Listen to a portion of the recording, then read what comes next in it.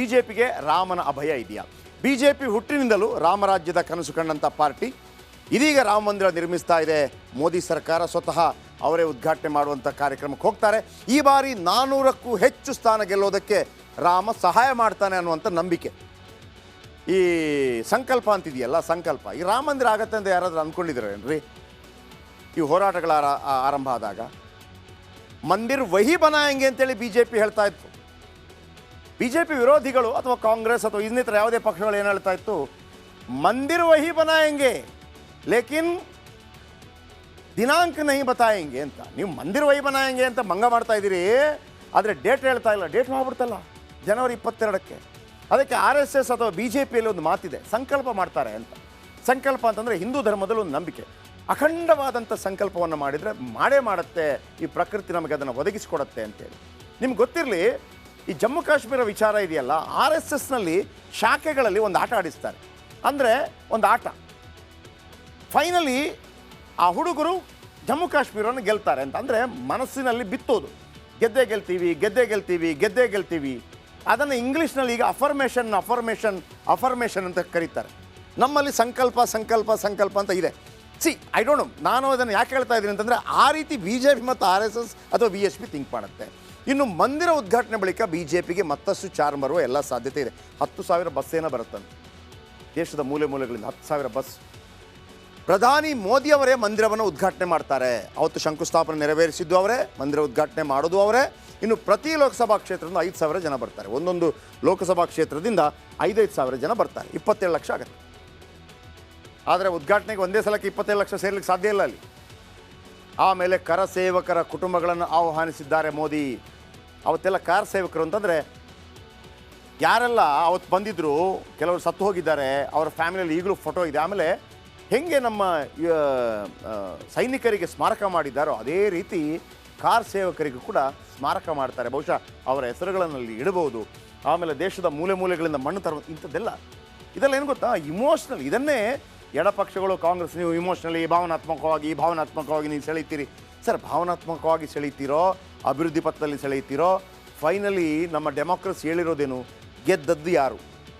ಒಂದು ಓಟಲ್ಲಿ ಗೆದ್ದರು ಗೆದ್ದದ್ದೇ. ಭಾವನಾತ್ಮಕವಾಗಿ ಮಾಡಬೇಡಿ ಅಂತಿಲ್ಲ. ನೈತಿಕತೆ ಬಗ್ಗೆ ಅವ್ರು ಮಾಡ್ಕೋಬೇಕು, ಮತ್ತೊಂದು ಅದು ಅವರವರಿಗೆ ಬಿಟ್ಟಂಥ ವಿಚಾರ. ಕೆಲವರು ನಮ್ಮದು ಬಡತನ ಅಂತ ತೋರಿಸದೇ ಇರೋ ಬದಲಿಗೆ ನಮ್ಮಲ್ಲಿ ಶ್ರೇಷ್ಠತೆ ಇದೆ ಅಂತ ತೋರಿಸೋ ಮುಖಾಂತರ ಇನ್ನೊಂದು ಮಾಡ್ತಾ ಇದೆ ಅಂತಂದರೆ ತಪ್ಪೇನಿಲ್ಲ ಅಲ್ವಾ?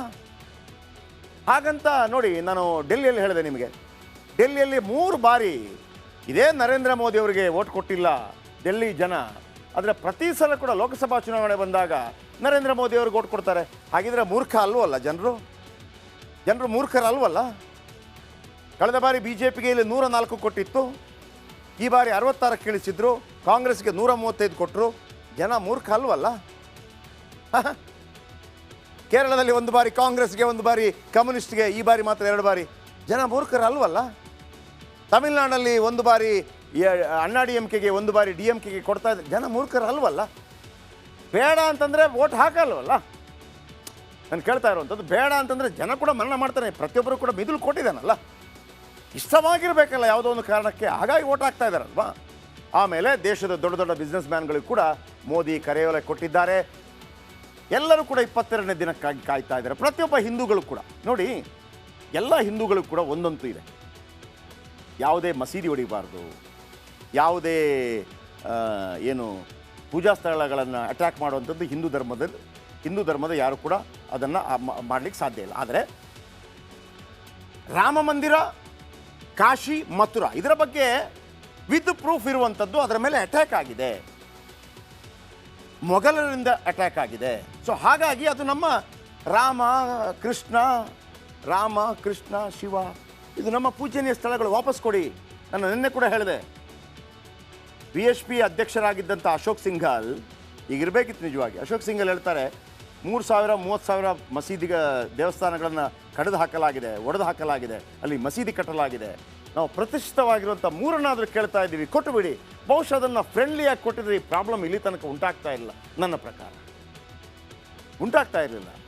ಹಾಗಂತ ಯಾರಾದರೂ ಇನ್ನೊಬ್ಬ ಧರ್ಮೀಯನ ಒಂದು ಯಾವುದೇ ಶ್ರದ್ಧಾ ಕೇಂದ್ರವನ್ನು ಹಾಳು ಮಾಡುವಂಥದ್ದನ್ನು ಯಾರೂ ಕ್ಷಮಿಸಲಾರರು. ಯಾಕೆ ಮೊಘಲರು ಮತ್ತು ಬ್ರಿಟಿಷರು ಬಂದಾಗ ಬ್ರಿಟಿಷರು ಯಾವುದನ್ನು ಹೊಡೆದಾಕಲಿಲ್ಲ ಅವ್ರೇನು ಮಾಡಿದರು, ಹೌದಾ ದೇವಸ್ಥಾನನ ಏನು ಒಳ್ಳೆ ದುಡ್ಡು ಬರ್ತಾ ಇದೆಯಾ, ಹೌದಾ ಎಷ್ಟು ಬರ್ತಾ ಇದೆ, ಇಷ್ಟು ಲಕ್ಷ ಬರ್ತಾ ಇದೆಯಾ, ಹೌದಾ ಇಷ್ಟು ಟ್ಯಾಕ್ಸ್ ಕಟ್ಟಿ ಬಾಕಿ ಇಟ್ಕೊಳ್ಳಿ. ಹಿಂದೂಗಳಿಗೆ ಹೆಂಗಿತ್ತು ಅಂತಂದರೆ ಈ ಮೊಘಲರು ಮತ್ತು ಕ್ರಿಶ್ಚಿಯನ್ರು ಅಂತ ಹೇಳಿದಾಗ, ಬ್ರಿಟಿಷರು ಅಂತ ಹೇಳಿದಾಗ ಪರವಾಗಿಲ್ಲ ಮಾರೆ ಇವ್ರು ಹೊಡೆದಾಕೋದಿಲ್ಲ ಅನ್ನುವಂಥದ್ದು ಬಂದಿತ್ತು. ಕಾಟ ಕೊಟ್ಟಿದ್ದಾರೆ, ಅದು ಬೇರೆ ವಿಚಾರ. ಇನ್ನು ಮಂದಿರದಿಂದ 100 ಕೋಟಿ ಹಿಂದೂಗಳ ನಂಬಿಕೆ ಗಳಿಸ್ಬೋದು ಅನ್ನುವಂಥ ದೊಡ್ಡ ಒಂದು ನಂಬಿಕೆ, ಎಲ್ಲ ಹಿಂದೂಗಳ ನಂಬಿಕೆ ಗಳಿಸ್ಬೋದು. ಹಂಗೆ ಆಗಿದೆ ಕೂಡ. ಈಗ ನಾಡಿದ್ದು ಸೋನಿಯಾ ಗಾಂಧಿಯನ್ನು ಕರೆದಿದ್ದಾರೆ, ಮಲ್ಲಿಕಾರ್ಜುನ್ ಖರ್ಗೆ ಅವರನ್ನು ಕರೆದಿದ್ದಾರೆ, ಅದಾದ ನಂತರ ಅಧೀರ್ ಚೌಧರಿ ಅವರನ್ನು ಕರೆದಿದ್ದಾರೆ, ಆಮೇಲೆ ಸೀತಾರಾಮ್ ಯೆಚೂರಿಯನ್ನು ಕರೆದಿದ್ದಾರೆ, ಸೀತಾರಾಮ್ ಯೆಚೂರಿ ಬರೋದಿಲ್ಲ ಅಂತ ಹೇಳಿದ್ದಾರೆ, ಆಮೇಲೆ ಎಸ್ ಪಿಯನ್ನು ಕರೆದಿದ್ದಾರೆ, ಎಸ್ ಪಿಯ ಮುಸ್ಲಿಂ ನಾಯಕ ಬರೋದಿಲ್ಲ ಅಂತ ಹೇಳಿದ್ದಾರೆ. ಈಗ ನಾಳೆಯಿಂದ ಶುರು ಆಗುತ್ತೆ ಯಾರು ಬರ್ತಾರೆ ಯಾರು ಬರೋದಿಲ್ಲ ಅಂತೇಳಿ.